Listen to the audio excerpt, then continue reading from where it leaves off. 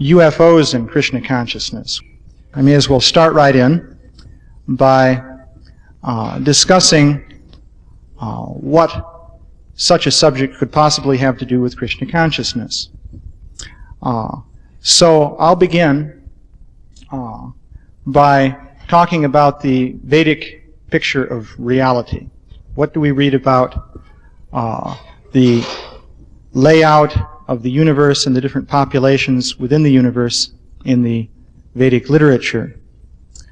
And given the basic description that you find in Vedic literature, what would one expect to find in the modern observable world that might tend to confirm that or disconfirm it, or in some way shed light on the reality of the basic Vedic worldview? So I'll begin by giving a just brief synopsis of the Vedic description of the universe. What you have is a universe created by supreme intelligence. The, of course, initial creator of this material universe is Lord Brahma, who's manifested from the lotus flower coming from the navel of Garbhodakshai Vishnu. From Brahma there are emanations of Prajapatis, who are beings who are empowered to create other species of life. From the Prajapatis, various generations of species descend. There are 8,400,000 species of living beings within the universe. All right. There are 8,400,000 species of life within the universe. And of these, 400,000 are described to be basically human in form. Now, 400,000 species, that's quite a large number if you think about it. And needless to say, the Vedic literature does not tell us about all of those different species. If you stop to think that, for example, the Śrīmad Bhagavatam has 18,000 verses, so if each verse told us a little bit about one of those species, that would only cover 18,000 of them. And there are 400,000. So, naturally, we don't have information about all these different species. However, if we look at the Vedic literature, we do have some basic information about them that gives us some knowledge. From the Bhagavatam, there are a number of facts that you can glean. Basically, there are the demigods, or devas, whose main dwelling area in the universe is Svarga Loka. These include Indra, Chandra, Varuna, and so forth. It's said there are 33 million principal demigods. There are Upadevas. The Upadevas are almost demigods. They're not quite demigods. It is said in one Shastra that I noted, one of the Puranas, that the powers of the Upadevas are about 3/4 of that of the powers of the Devas. So that gives you a sort of numerical idea. The Devas, by the way, have all kinds of mystic powers. This is one of the primary things that you see when you read the Bhagavatam. They have great control over the material elements, and thus it is possible for them to appear and disappear. They can change their form. Indra, if he likes, can appear as a bird, as happened in that pastime with Maharaj Shibi, for example. They have control over the elements within your body. They can control your mind. They can manipulate matter in different ways. There are 8 basic cities. These are described in the 11th canto of the Śrīmad Bhagavatam, and a whole series of other subordinate cities or mystic powers, many of which are quite remarkable, and these are fully possessed by the demigods. So the Upadevas typically also possess these powers, to a lesser extent, of course. These include beings such as Siddhas, Charanas, Vidyadharas, and so forth. Also, there are Gandharvas, Kinnaras. There are many different categories of Upadevas within the universe. The living places for the Siddhas, Vidyadharas, and so on are described in the Srimad Bhagavatam. Basically, they are beneath the planet Rahu and above the earth. Basically, there is the Rahu planet, and between the level of the Rahu planet and the earth, there are various lokas inhabited by the Vidyadharas, Siddhas, Charanas, and so forth. Beneath them, there are lokas occupied by more demonic grades of beings. Of course, there are three basic modes of nature: goodness, passion, and ignorance. The devas, or demigods, are predominantly in the mode of goodness. The daityas, demons, are in the modes of passion and ignorance. And there are other beings who are predominantly in the mode of ignorance, which could be called ghostly species of life. One should make a distinction between ghosts and ghostly species. A ghost, by definition, is the subtle body of someone who has died, but because of their karmic complications, they are unable to receive another gross body. And furthermore, they are attached to a particular material situation in this world. So they tend to haunt some particular location within this world. It is said that a person in this situation desires material enjoyment, but they are not granted a material body with which they can obtain these material enjoyments. So it's a condition of great suffering. That's the situation of a ghost. So the ghost is a body of mind, intelligence, and false ego. Typically, the ghosts are not able to do very much. They may be able to influence a person's mind slightly. And on some occasions, if they can gain access to a person's energy, perhaps because of some physical defect in the person, then they can throw some things around and create disturbances. And these are called hauntings or poltergeist effects and so on. So that's the situation of a ghost. But there are also ghostly species. And there's quite a list of them in the Bhagavatam. These consist of bhutas, pretas, pisachas, yatudanas, kujmandalas, vetalin. There are different lists that you find in the Bhagavatam describing these different types of beings. These, however, are species. It's not that when you die and you're just there in your subtle body that you become one of these. You can also become one of these beings as a result of karma. But they have organized societies, and they are definite species with definite bodily forms. Their bodies are more subtle than the bodies we have, but they may contain some admixture of gross elements also. Typically, they also possess different mystic powers. However, they're not as powerful as the Upadevas. That's also described in different shastras.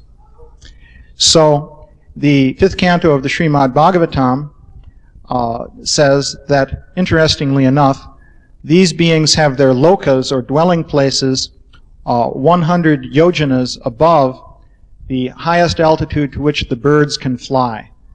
Large birds, it says. So that would indicate that above more or less the upper region of the troposphere, I guess, in modern terminology, if you go 100 yojanas up, which would be about 800 miles, then according to the 5th canto of the Bhagavatam, that's where you come to the domains in which these beings are living. In addition to that, there are different kinds of living beings that inhabit lower planetary systems. There are 7 lower planets, lower planetary systems, which are described in the Bhagavatam, mainly in the 5th canto. These are referred to as subterranean heavenly planets. It's an interesting description. They're called Bila Svarga. Many different types of living beings live there. Many of these are predominantly in the mode of ignorance, or they are demonic. Typically, when the demons are defeated in battles with the demigods in the heavenly planets, they're driven down into the lower planets like Patala Loka or Sutala and so forth.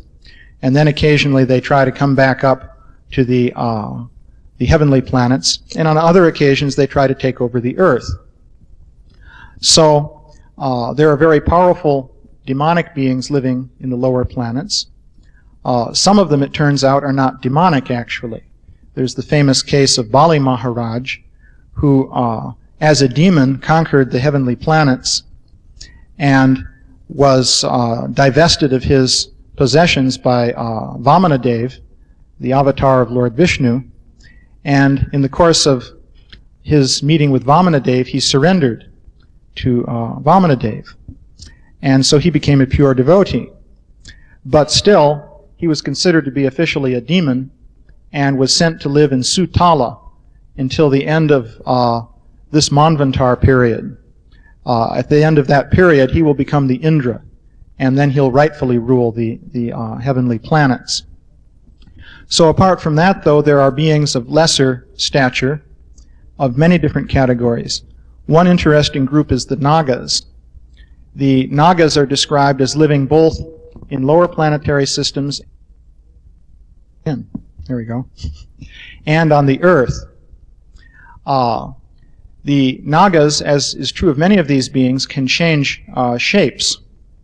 The Nagas typically have a serpent form and a human form, and sometimes a half-serpent, half-human form. In the story of Kaliya Naga in the Krishna book, of course, Kaliya had a serpent form with many heads, but when his wives were appeasing Krishna, you can see in all the paintings they're shown as being human from the waist up and serpent from the waist down.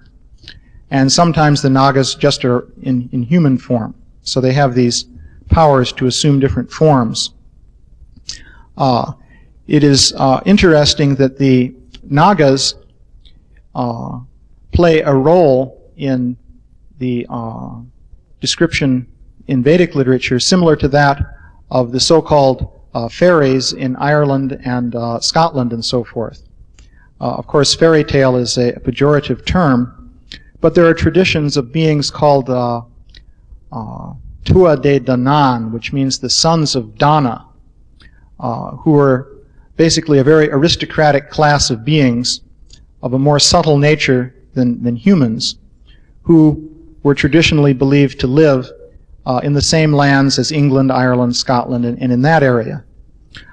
Typically, these beings were worshipped by offering them crops, and they were regarded as being able to control the weather and produce thunderstorms and things like that.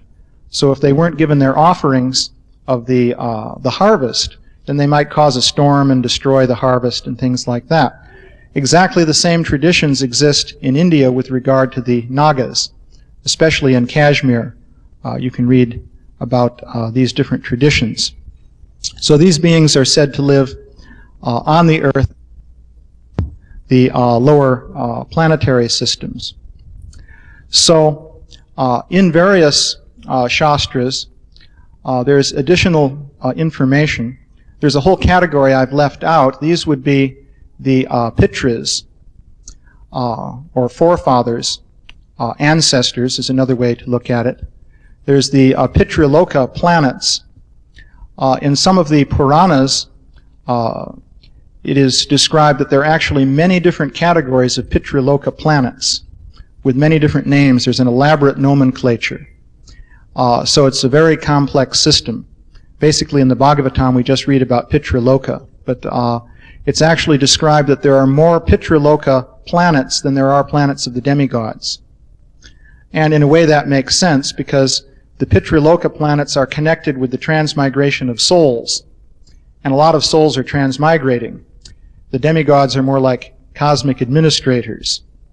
So, in any case, it's interesting to see that there's a vast array of Pitraloka planets.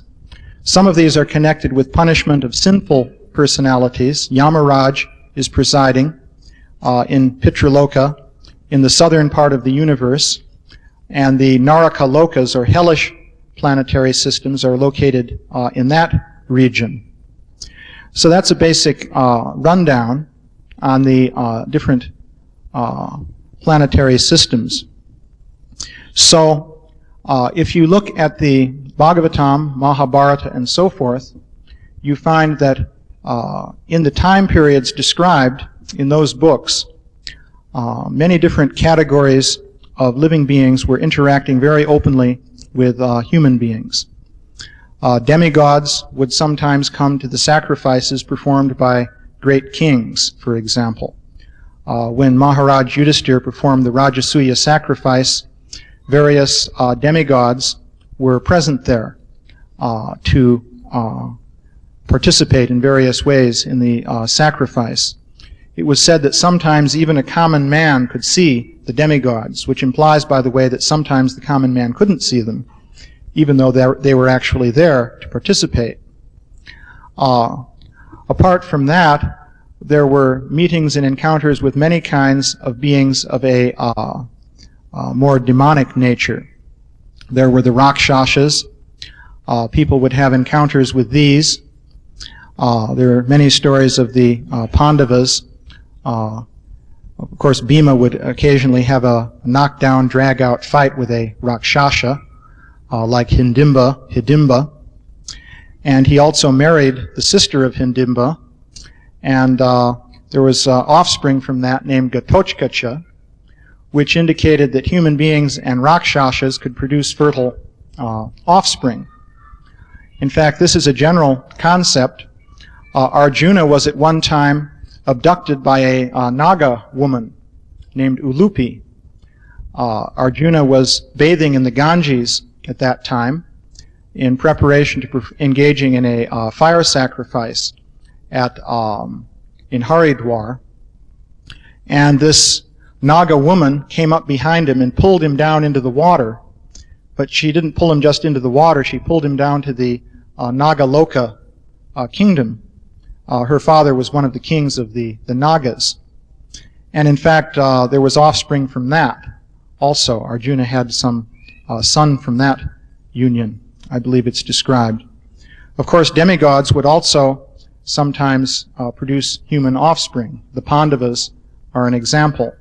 Each of the Pandavas had as their mother Queen Kunti, and their fathers were different demigods. So that's a brief description. I would note, by the way, also that these beings described in Vedic literature are very often said to have remarkable flying machines, and called vimanas in Vedic literature. A very prominent example of the vimanas is the flying machine of Salva. Salva, by the way, was a human king, but this flying machine was built for him by Mayadanava, who is an inhabitant of a lower planetary system and is a famous technological wizard. So by the arrangement of Lord Shiva, Mayadanava constructed this spaceship, or whatever you may call it, for Salva. Apart from that, there are many descriptions of vimanas. The demigods themselves are even called Vaimanika, which means those who travel in vimanas. The Upadevas are typically described as having them. For example, the Vidyadharas, typically they're flying in vimanas. The Gandharvas also. There's some of the vimanas are sort of like single-seater vehicles, it seems. For example, one Gandharva was flying over the palace of Devahuti, and he saw Devahuti playing ball on the roof of the palace, and he fell out of his vimana. He was so infatuated with Devahuti, so it seems as though maybe he banked too steeply and he didn't have his seat belts on. So, on the other hand, the vimana of Salva was huge.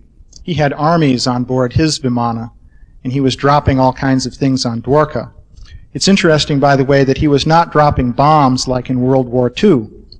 He was dropping slabs of rock, tree trunks, poisonous serpents, and so on. So it seems he didn't have a technology for bombing. So this was entirely an amateur operation. He just happened to get this flying machine from somebody else who knew how to build them. But in his own human society, people didn't know how to build those things, evidently. Or they would have had the technology that goes with it for bombing and so forth. So, also there are descriptions of flying cities in the Vedic literature. There's the city of Hiranyapura, for example. Hiranyapura was occupied by different groups of Danavas, such as the Puloma and Kalikeya Danavas. And they would just travel around the universe in their flying city doing whatever they wanted. And they had a benediction from Lord Brahma that no demigod could defeat them. So, however, they did not have a benediction that no human could defeat them, because after all, humans are actually quite puny and insignificant. So an arrangement was made by Indra for Arjuna to attack Hiranyapura, because of course he was technically a human, although he wasn't exactly human in his powers. And so Arjuna destroyed Hiranyapura with celestial weapons. So this is the basic. So if this is true, one can ask, well, what about the world as we experience it today? Now today, the standard view of the world, which people are raised on, is that basically human beings are the only intelligent form of life which exists within the range of our senses. Scientists will argue that all of the planets in the solar system are uninhabited except for the Earth. Life cannot exist there. They speculate that if life could evolve on the Earth, then maybe it could evolve on some other planet, on some other star, but the probabilities are that this would be very, very far away from the Earth.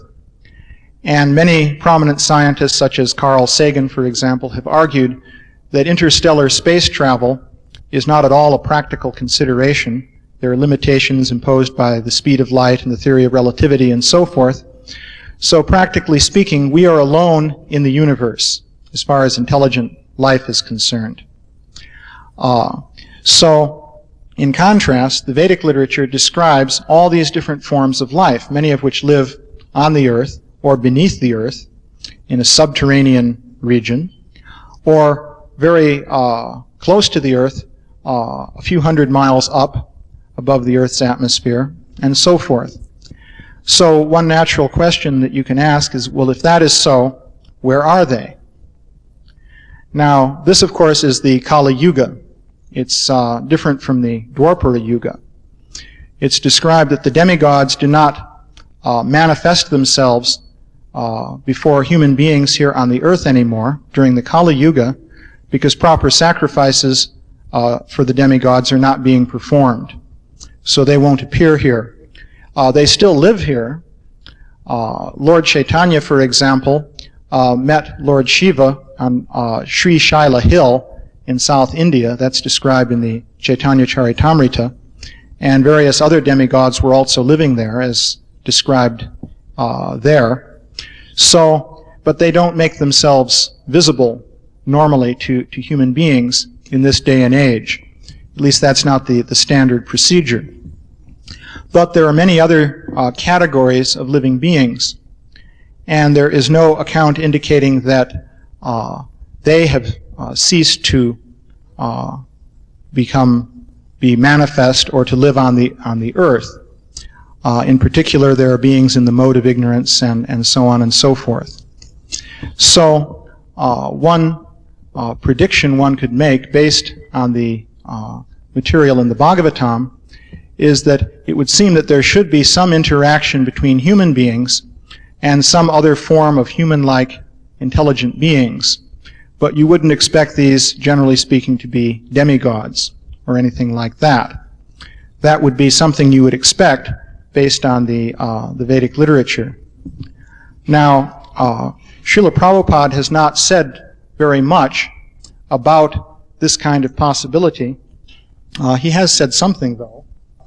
One comment that Srila Prabhupada made, I think this devotee Madhu Visa was asking Srila Prabhupada about UFOs and so forth. So he said in a letter to him, your second question about spacemen from other planets, it is stated in the Vedic literature that there are many planets where the inhabitants are more advanced than the inhabitants of this Earth planet. So it is not unlikely that such people may have developed space-traveling methods. They occupy higher posts in the creation of the Lord, and so they may be considered as demigods in the same way as the president is especially empowered by the nation. But this does not mean that such spacemen are necessarily carrying the messages of the Lord, just as the business of the state employees is not to act as the state representative, but he acts in his particular job. So that's an interesting statement. So all Srila Prabhupada is saying there is that such things are possible. It is not unlikely that such people may have developed space-traveling methods. But there's the interesting point that he makes that this does not mean that such spacemen are necessarily carrying messages of the Lord. That could be highly relevant. So, now, that is the introduction concerning the Vedic worldview.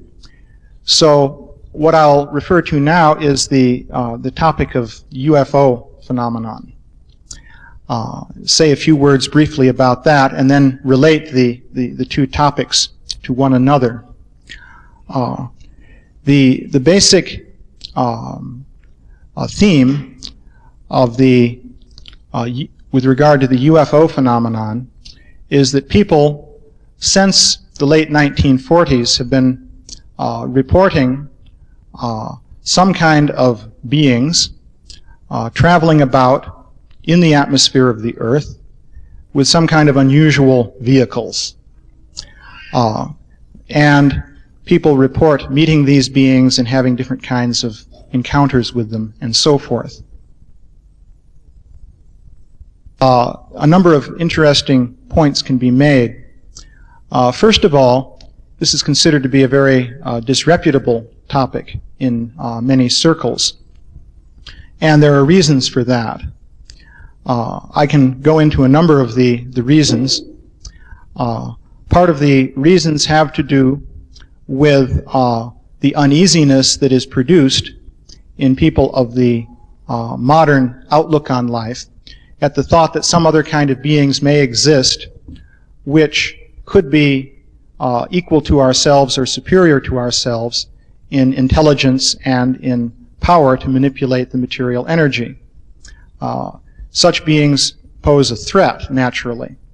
Lower animals that are less intelligent than ourselves naturally do not pose any particular threat. But if someone is of equal or greater intelligence, then they could create problems. So there is a tendency to, for the idea that such beings may exist, to create uneasiness. Part of the history of the UFO phenomenon is that there have been interactions between people in the military and different beings flying around in unusual vehicles. There's a very extensive history involved with this. Once again, just to sum up the gist of it, the indication is that for many years, people in the military have had encounters with flying machines that can completely outperform their own military airplanes. And this, of course, would create considerable concern among the military. Many sources indicate that the government, for example, in the United States and in various other countries around the world, is concerned that if people were to become well aware of the reality of this kind of activity, then this could destabilize government and social order. People might panic. There could be different breakdowns in society. They might rebel against the government and so on and so forth. There's a great deal of documentation relating to this idea. So there have been specific programs to debunk or ridicule the UFO phenomenon so as to prevent people from widely coming to this kind of conclusion. For example, in 1953, there was a panel of scientists headed by a man named Robertson, who's a very famous scientist dealing with the theory of relativity. The panel was convened by the CIA, and it met for 3 days, and it came out with a paper which was kept classified for many years, but maybe about 20 years ago that was declassified, saying that indeed this UFO phenomenon should be debunked systematically by making use of the media, different kinds of movies, TV presentations, and so forth, in which the idea was essentially ridiculed. So this kind of background is there. I won't go into that in much more detail. I will mention that quite credible witnesses have given testimony concerning relations between the U.S. military and the UFO phenomenon. For example, I myself have spoken to a man named Elmer Green, who's a PhD. He's working for the Menninger Foundation doing medical research. That's in Topeka, Kansas. And in the early 1950s, he was engaged, he was the head of a group of engineers in the military doing metric photography for weapons tests. In metric photography, you have cameras which you can use to track missiles and other kinds of weapons as they fly through the air. This is used for testing the weapons. So his experience was that members of his group were obtaining pictures of UFOs along with the weapons. A UFO would follow, let's say, a missile. Just to give you one example that he described to me, once they were going to fire a V-2 rocket. Back in those days, they were still testing the V-2 rockets that they'd captured from the Germans. So their cameras were ready, and the rocket was about to fire when two small disc-like objects came down from the sky and went revolving around the rocket for about 10 minutes or so, and then went flying off into the sky. And he said they used up all their film on the objects, so then they had to delay firing the rocket while they reloaded their cameras with more film. So there were many descriptions like this. He personally saw a UFO flying after a cargo plane that was coming in for a landing. This was in China Lake at the Naval Weapons Testing Center there, and so forth. So he described this to me in great detail. He said that the reports and all the photographs of these objects were duly forwarded to Washington, and he said that when some of his colleagues asked later if they could see the reports or refer to them, they were informed that there are no such reports. They were simply told, well, we have no record of such a report. There was never such a report. And it was simply left at that. So this was the experience that he was having. And there's extensive documentation along these lines. So this is some of the background on the UFO phenomenon. Now, what I would like to do is go fairly quickly to the point to describe how the UFO phenomenon relates to Krishna consciousness. This is entirely a matter of preaching of Krishna consciousness. At the present time, a very large amount of material has accumulated concerning encounters that people have with UFOs and different kinds of beings associated with them. The beings typically are of two broad categories. There are beings who are, to put it bluntly, they appear to be very Tamasic in nature, very frightening. And there's another category of beings that seems to be more in the mode of goodness in terms of their behavior and their appearance. The frightening beings typically look totally horrifying. They come at night. They cause people to become paralyzed. And there's a whole experience that people describe in relation with these beings. There's been a lot of publicity about this lately, and this is called abduction. They will say that they are carried away into perhaps a UFO, at least into some room somewhere, they don't know where, and subjected to various types of mistreatment that sort of look like a medical examination, but they're very painful, and they involve quite a number of very unpleasant activities. These people typically become traumatized by the experience. In recent years, quite a number of people in the medical profession have begun to investigate these reports. Particularly psychiatrists and psychologists have made these investigations.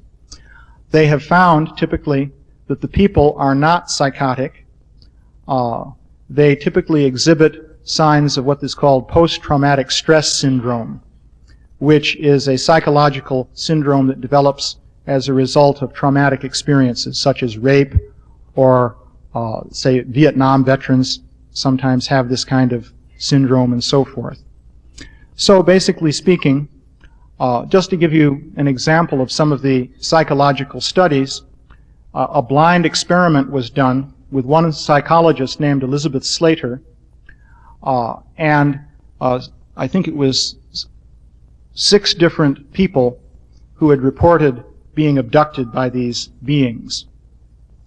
Elizabeth Slater was not told that that was in fact what these people had in common. Nothing about UFO abductions was mentioned to her. She was merely asked to give a psychological evaluation of these people. She performed the evaluation, concluded that they were all perfectly sane. These were people, by the way, in a number of walks of life. One was a New York corporate lawyer, for example, a woman, career woman. Another was a secretary. One was an artist. I think someone was an engineer. Variety of different backgrounds. These were all very respectable people. They were not nutty in any way. They did not have unusual occult interests. They were quite run-of-the-mill, actually. And they were certified by her to be perfectly sane, but she observed this post-traumatic stress syndrome type manifestation in them. When she was informed that what they had in common was that they had been carried off by strange little men and subjected to tortures of different kinds, she was totally shocked. And she said that according to her previous training and understanding of psychology, people who would tell stories like that would have to be strange psychotic characters given to fugue states and schizoid experiences. So this is one example of the studies. Recently there's a professor of psychiatry at Harvard University named John Mack, who is taking these experiences very seriously. So these are experiences in which people claim to meet a kind of being which is, as I say, frightening in both in appearance and behavior. These beings typically exhibit what would appear to be the equivalent of different mystic cities described in Vedic literature.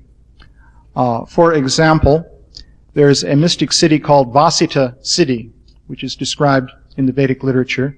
It is a power of hypnosis by which one can control the mind of someone else at a distance.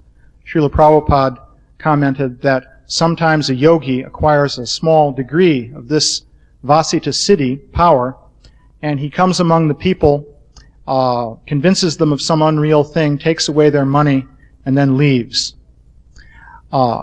So the beings who engage in these activities appear to exhibit a power like that. They can control the minds and bodies of the the people who are having these experiences.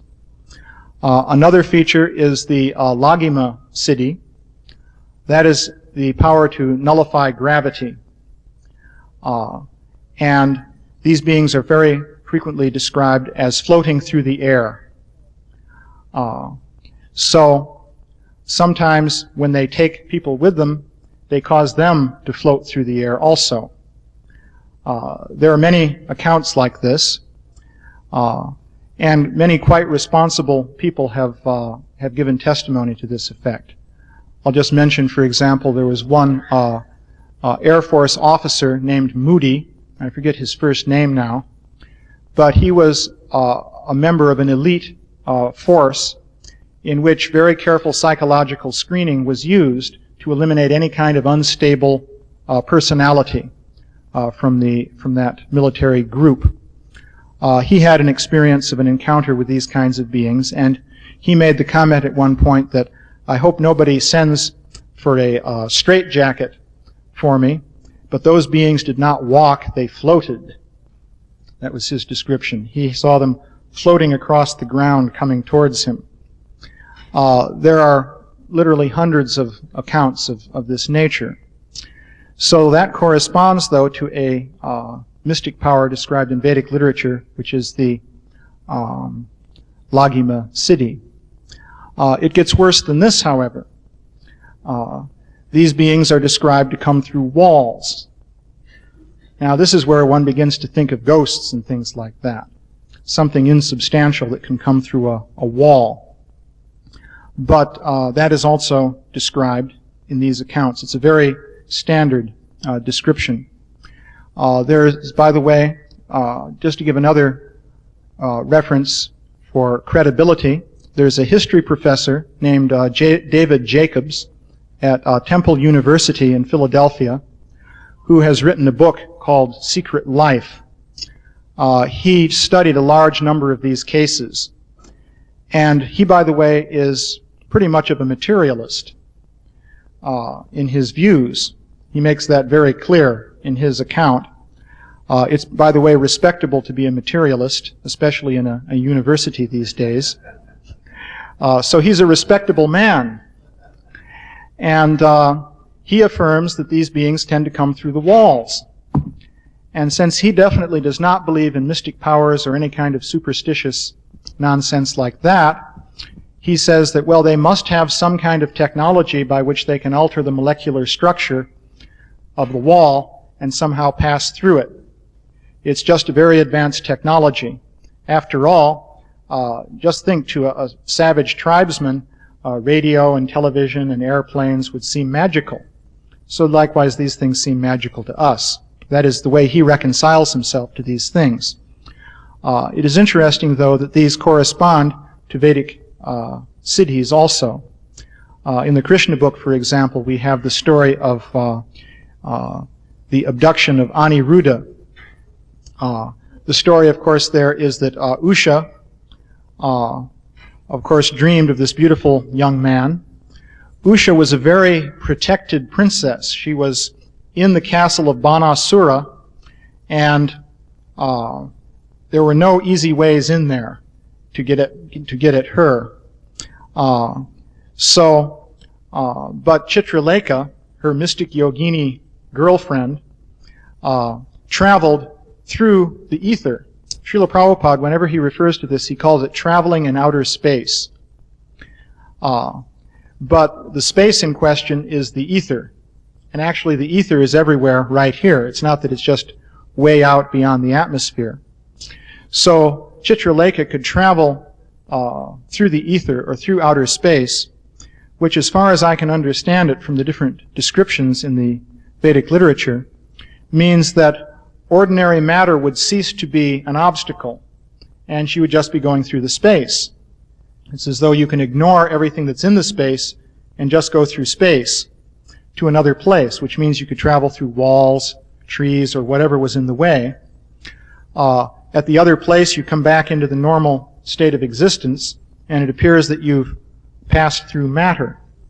So she picked up Aniruddha without waking him up and took him back into the palace, into the quarters of Usha, and then, of course, they had an affair there, which was very disturbing ultimately for Banasura, the Usha's father, when he found out about it. So that's an example of this kind of mystic power in the Vedic literature. It is possible also in Vedic literature to go through walls and so forth. Interestingly enough, in the 11th canto of the Bhagavatam, there's a description of a mystic power called Mano Java. Krishna is describing the different mystic cities to Uddhava. And he says Mano Java is the power whereby the body is made to follow the wind that accompanies the mind. So, that's an interesting idea. According to that, if you move your mind somewhere, Śrīla Prabhupāda has spoken of traveling at the speed of the mind. With this mystic power, your body will move with it, and your body will go to whatever place you visualized in your mind. So, these reports of these beings involve these kind of mystic powers. So there's a strong analogy that can be drawn with the powers exhibited by these beings and the powers described in Vedic literature. Furthermore, the beings seem to fall in a sort of ghostly category, just based on the descriptions people give of them. And in the Vedic literature, you have the different categories of ghostly beings. As I say, these are not ghosts, but they are beings of a ghostly nature. They tend to be predominated by tamagun. These, by the way, are described in great detail in the Vedic literatures that relate to Lord Shiva.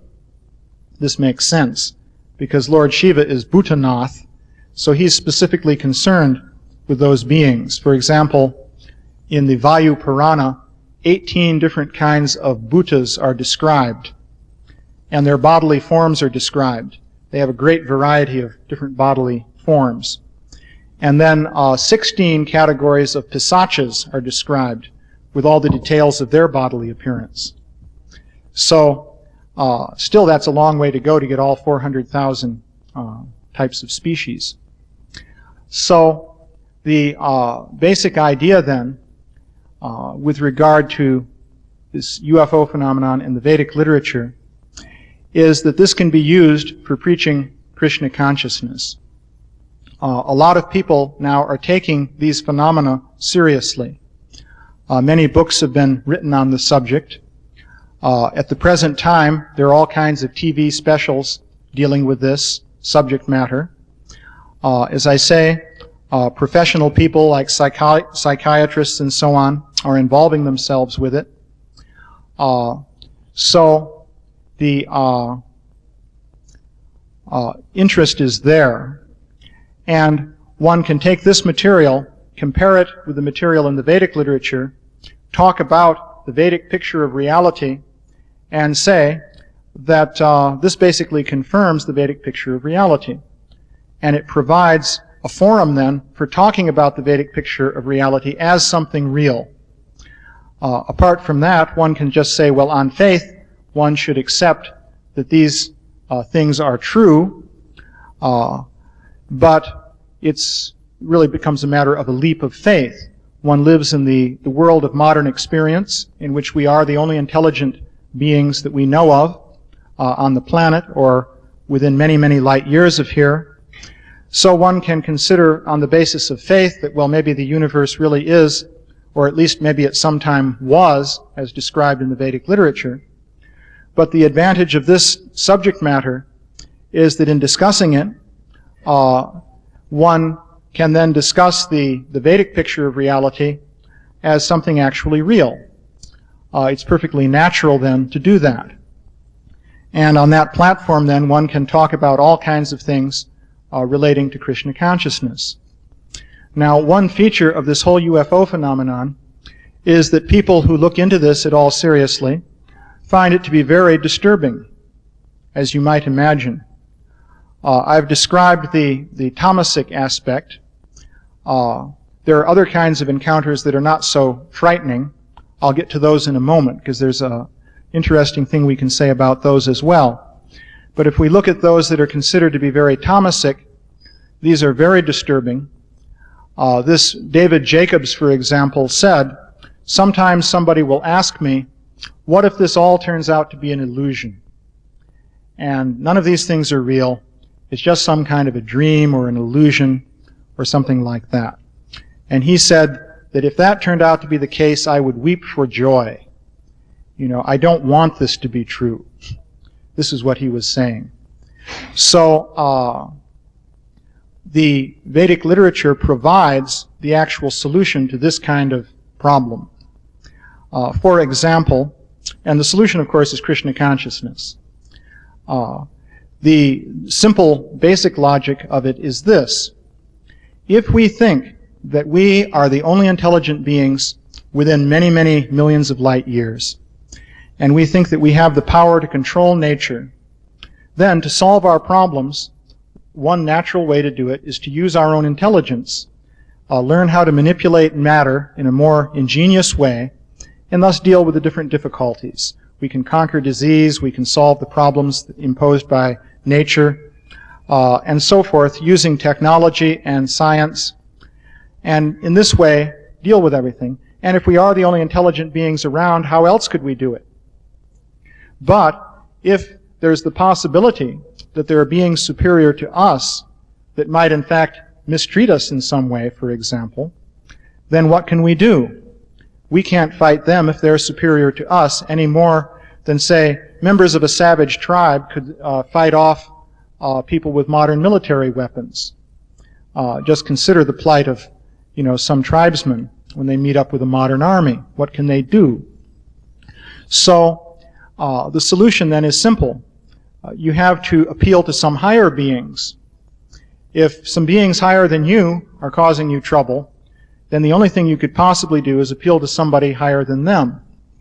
Logically speaking, you may as well go straight to the top.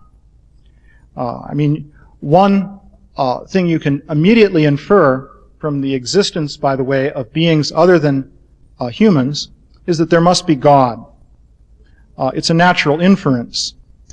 If we are, in fact, the only intelligent being on the earth, then you can perhaps give some credence to the evolutionary theory that we came up from the apes. Things have been gradually improving over millions and millions of years, and we're just the pinnacle of the evolutionary process. We're the best thing that's come along. So that makes sense in that picture. But if you have all kinds of beings superior to us, immediately the evolutionary view breaks down. First of all, the theory of evolution in no way can account for any of the types of beings that I've described, if in fact these are real. Now, by the way, as a point of epistemology, I don't insist that any of these things are real. It's perfectly all right for me if this is a species of folklore that has now emerged within modern consciousness for some sociological or psychological reason. That's perfectly all right. But a lot of people are taking it seriously, and Vedic literature says that such beings are real. Whether people are actually experiencing that now or not is another thing, but certainly they're reporting experiences which enable you to talk about this subject matter in a very serious way. And that's the basic point. In other words, we don't have to affirm that any of these things are real in order to talk about these things. In this book that I wrote, in the introduction, I said, in fact, I gave the advice that for some people, the best way to look at this is a study of folklore. And I'm not saying, by the way, that therefore it is just folklore. This is just a point of epistemology. What we're mainly interested in getting at here is the Vedic literature, and of bringing that into serious discussion among people. So, to cut a long story short, the solution to the problem posed by beings superior to us is you have to surrender to God. If there are beings superior to us, that suggests that the theory of evolution is certainly not very good. Darwin's theory cannot explain the origin of such beings. If you try and stretch Darwin's theory to accommodate them, then you've got real problems. If you say they evolved on another planet, then the problem is, why do they look similar to humans? Because they do. They have 2 arms, 2 legs, head, eyes, and in the right place.